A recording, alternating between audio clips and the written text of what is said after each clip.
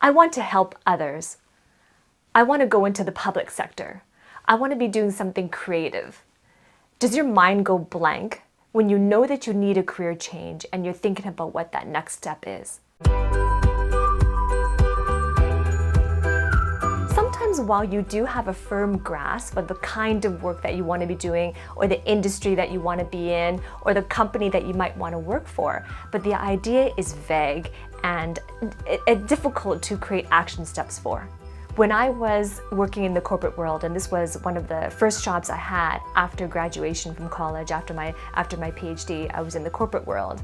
And a couple years in, I really started to feel like this was not for me. And of course, every day I pained myself with the question, what should I do next? I need to make a change because this isn't matching with my values. This isn't what I want to be doing. I don't see myself here anytime much longer. But it was difficult for me to figure out, what do I do next, without some framework on how to make that decision and what steps do I need to make that decision? How do I figure out what I want to do? And so it really felt like I was at this crossroads of, I know I can't continue along this career path. And generally, I know what my background is up until now. I know what I'm capable of doing. I know what I have done in my career. But how do I use all of that and decide what to do next?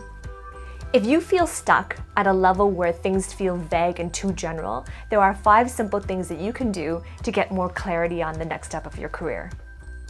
The first step is to allow yourself to dream again, because this feeling of being at a crossroads could be an indication that you've lost sight of your vision, that you've lost sight of your goal. It could be that you don't find yourself doing something pleasurable, or that you don't know what you will find pleasurable. And so maybe you remained at this career path for one of 4 reasons. Maybe you had some financial stability reasons to be there, providing for loved ones. Maybe it was morals, that you know that you want to complete what you started. Or maybe you've had the responsibility to provide for someone, for loved ones, for your family. Or maybe you just haven't found a better career path. But go back to that dream, reconnect with your vision, and allow yourself to dream again. If money wasn't an issue, if time wasn't an issue, what would you really want to be doing? What is truly important to you? Allow yourself and give yourself that permission to dream again. The second step is to channel your envy. Envy is a useful tool.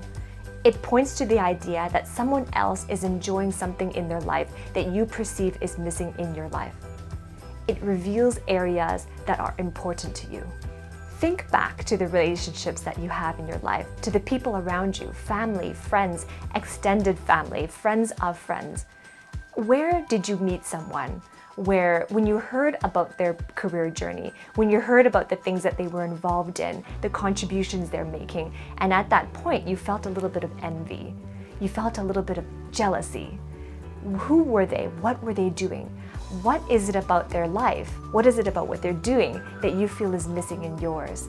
So channel that envy. Don't feel that jealousy or envy is a negative feeling. Use it instead as a tool, as your body and your emotion pointing you towards something that you need to pay more attention to. Does this resonate with you? What have you learned? Comment below. Where are you at with your career decision? What have you implemented? How far along are you? Comment below. The third step is to just tell others about it. Declare it to the world. Tell your friends, tell your family, tell a trusted colleague about the plans to make another step in your career. Share with others vulnerably about your situation, that something needs to happen, that you're wanting to make a major change in your career. Because when you share that with somebody, what you're doing is you're making yourself accountable. And that accountability goes a long ways to make sure that you're not procrastinating, to make sure that your goals are something that's serious to you and you're committed to it. Because once you tell someone, you're declaring that this is what you're committing to, you're declaring that this is what's important to you. Otherwise, you wouldn't have spent the time to share that with someone. So tell someone about it and hold yourself accountable. The fourth step is just to make a decision that this is going to happen. Decide for yourself, set the intent that I'm deciding that I'm going to make this career change. It has to happen now. It's going to happen now, and I'm deciding that I'm going to make a career change. Something's got to change. And make a decision just like you're making a decision about where to go for dinner. I'm not to undermine the choice of a career is equal to choosing which restaurant to go to, but the process of decision making, if you equate the two, it doesn't feel so insurmountable.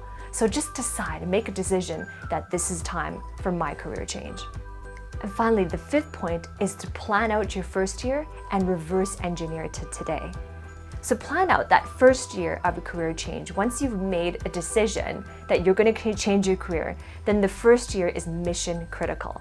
This is where the changes are initiated. This is where your mindset needs to be in the right place. This is where you need to make a plan to change or to move out of that company, to move out of that industry, whatever that change is that you made a decision, that is what's changing. So plan the first year and write out that big goal, the big goal at the end of that first year, what you want to happen. What does that change look like? What does it feel like? Where are you? Who are you working with? All the specifics of that. And then work backwards. What do I need to do in that first year to make it happen? What do I need to do in the first month to make it happen?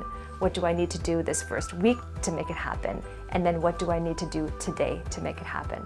So once you first reverse engineering that, and this process is critical as well, because if you don't reverse engineer and you look at the whole year as a whole, then it sounds very, very difficult to get to that end goal. Because one whole year, as opposed to what do I need to do today, is a very different reframe.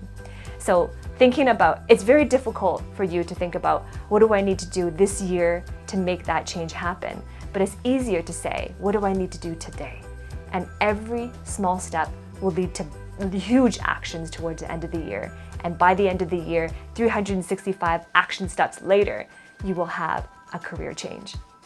If you like the content, remember to subscribe below. There's a subscribe button below this video, so make sure you hit that bell, subscribe to my channel, and you'll be notified each time I upload a new video.